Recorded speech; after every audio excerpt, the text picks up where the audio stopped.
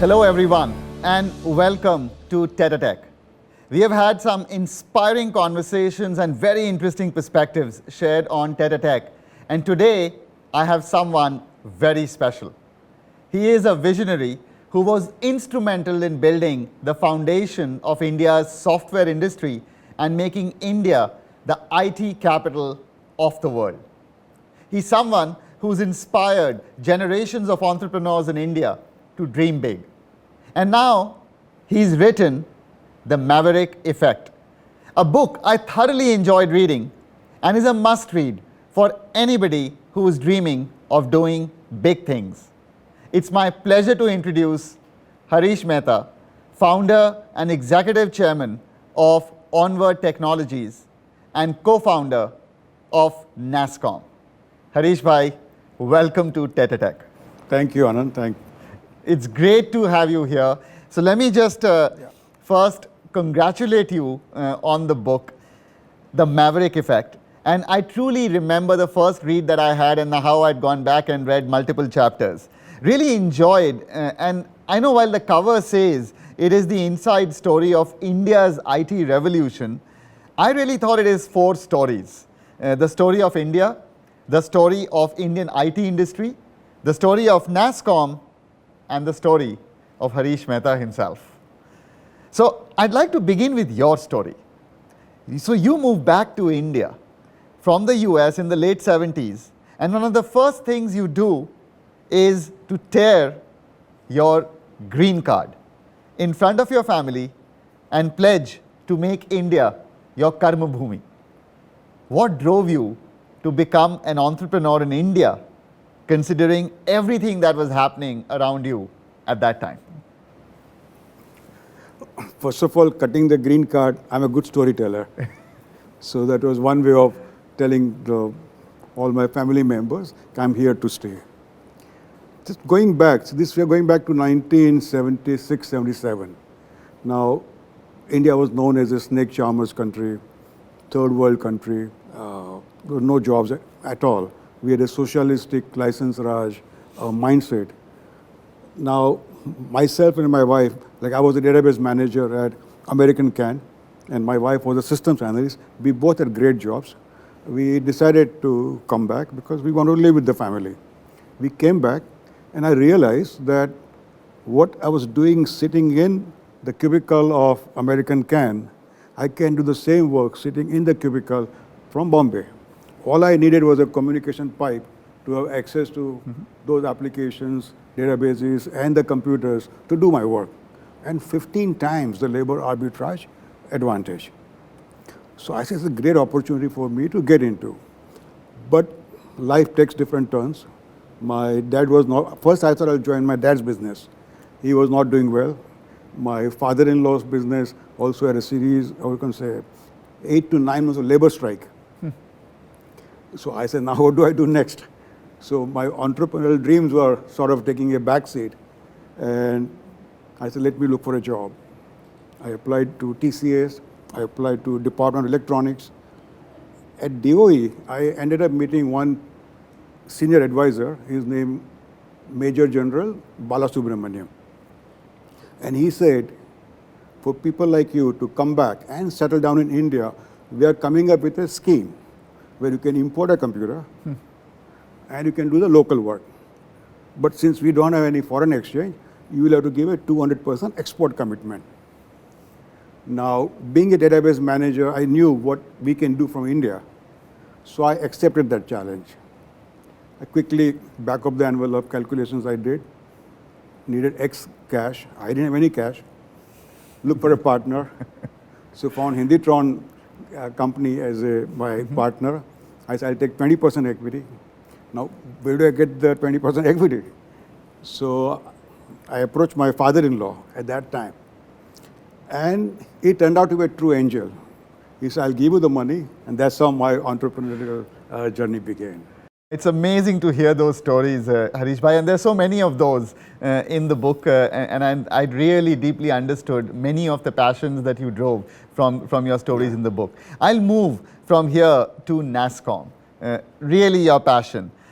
Despite all the odds and the opposition against NASSCOM, It really helped put India on the global map as an IT powerhouse.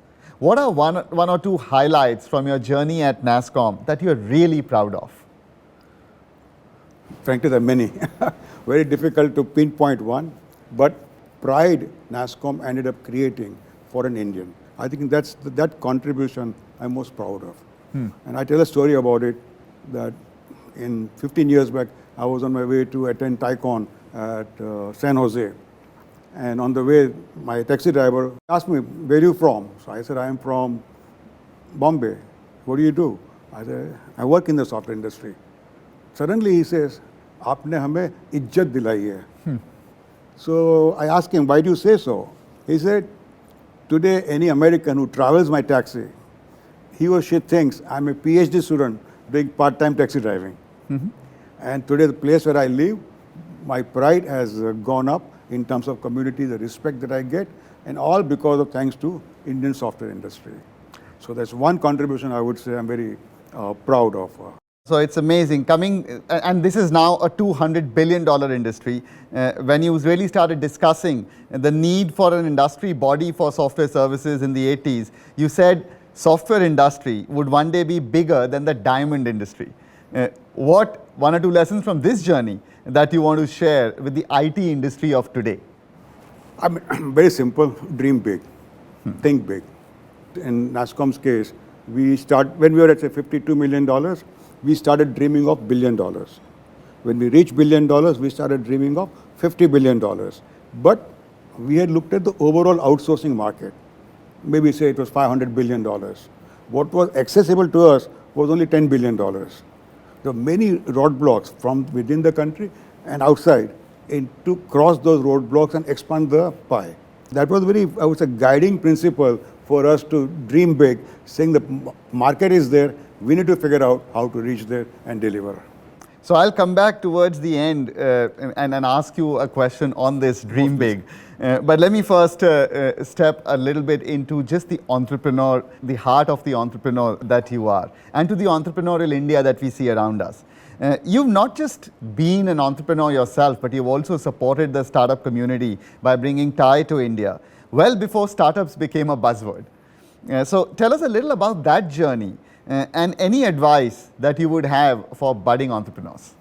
Kanwal Rekhi, the famous Silicon Valley angel investor, in the mid-90s, he was on my board, and he was the first Indian to be on $1 billion company in those days. I introduced him to NASSCOM. So he started attending NASSCOM events, and he says, I'm seeing new India emerging. But you are all focused on getting paid for your sweat, not for your brain. I said, Kanwal, in the 80s, I had started Product Game, and I had failed miserably. And I know that ecosystem is just not there for Product Game to succeed. And that's why at NASSCOM, our focus is services and not software products. We are not ready yet. But then, Sridhar, another type of senior person, told me, Harish, my landlord is not asking for rent. He's asking for stock options in my company. I said, something I'm missing out. So I started the dot-com boom when it started. I said, something is India cannot be left behind. And then we brought TiE into India. So it was in the late 90s, 99 or so, we brought TiE into India. Now, amazing to hear the story on TiE, but I still will ask you for that nugget of advice to all the 60,000 plus startup CEOs that we have around the country today, and they're growing every day. What would you tell them? See, my advice would be, at the peak of your career, you must invest 10% of your time for the industry. At the peak of your time. Not when you retire, made money, and you do something for the society. Because when you are young, you are ready to change the world. And we want that contribution coming at a industry level. So that has to come together as an industry like NASSCOM equivalent association and contribute and take India forward. I'll tell you another interesting story here again. That for NASSCOM, China wanted to compete in the tech services. China wanted to compete. And this is a story I heard. So John McCarthy, the CEO of Foresters, he was asked to prepare a master plan, how to beat India. And of course, how to grow Chinese tech services business. So he said, I'm sorry, you can't do it unless you create NASSCOM equivalent association. Wow. He said, I have not seen anywhere, whether it's Microsoft, IBM, TCS, Infosys, Wipro, fiercely competing companies sitting together on a table and looking at the industry issues and keeping India first. I have not seen anywhere. Unless you create an equivalent association, then only you can talk about competing with it. Now just imagine having that association with that brand prevented China partly to enter the space. To the startup industry, if they see such a potential, just imagine the impact it can have 5 years, 10 years down the road. Amazing. And I don't think our startup CEOs of today would be thinking that way. Saying They are all very self-focused, self-centered in some ways, which is also required. I'm not denying it. They need that immersion, but you also need that outward looking. Otherwise, you'll win a battle, but not the war. Amazing. Great words there, Harish Bhai. So coming to my final question, which I know is very, very dear to your heart, part of your purpose in life is around tech intensity and equality. So two topics very close to your heart. We've come a long way now that today's teenagers have more computing power in their smartphones than many companies had when you were starting this industry. So what are your thoughts on how India could harness technology today to become a much more equitable society? So I have devoted in my book entire chapter where I have tried to identify the structural challenges of India to become a transformed nation or a developed nation. And there are a series of them which I have talked about. Starting with, we must have let's say government. Government is a regulator, government will be a policy maker, government will be a consumer, and government will invest for the long term in various technologies which the private sector won't because they can't commercialize or monetize in a short period. So they have different roles to play. Now, so proactive, consultative policy making when technology itself is unknown and how it's going to unfold, it becomes a starting point from my perspective. Then the other key part would be the cultural transformation that we need. Whether it is accepting failure as a given, so you dream big, not worry about the failure. But you fail first very early, so you can restart and ultimately achieve your goal. We need to change and accept failure as a given. We should not be afraid of global competition, and we must we should identify the global benchmarks which we should compare ourselves with.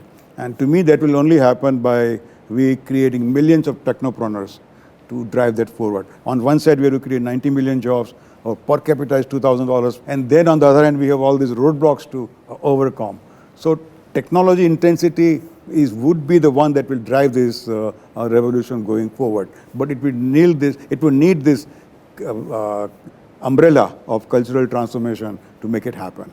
No, so it's amazing, as in on one side the framework, but also on the second side a very deep point you made around of even learning and enjoying failure and rising from there to do big, and then the million technopreneurs that can completely change the face of the country. So awesome conversation, Harish Bhai. I can continue to have this conversation for a long, long time. I'll come to the final section of our discussion today, which is a rapid fire section. So if you're ready, I'll start now.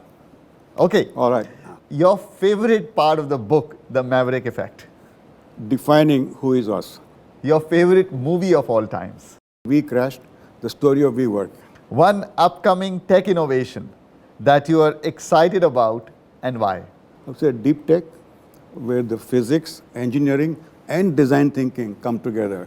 I believe that combination has potential to solve India's most problems. One daily habit that has stayed with you over the years? Taking personal notes every day. You predicted the Indian IT industry will be bigger than the diamond industry in the 80s. Your prediction of where the Indian IT industry will be in 2030? Sone ki Chidiya version 2.0. So inspirational, Harish Bhai. Always inspirational to speak with you. Thank you so much for coming to Tete-A-Tech and having this brilliant conversation. Thanks a lot to all the viewers to watch this, and thanks a lot for joining us along the way. Thanks a lot. Thank you, Anant.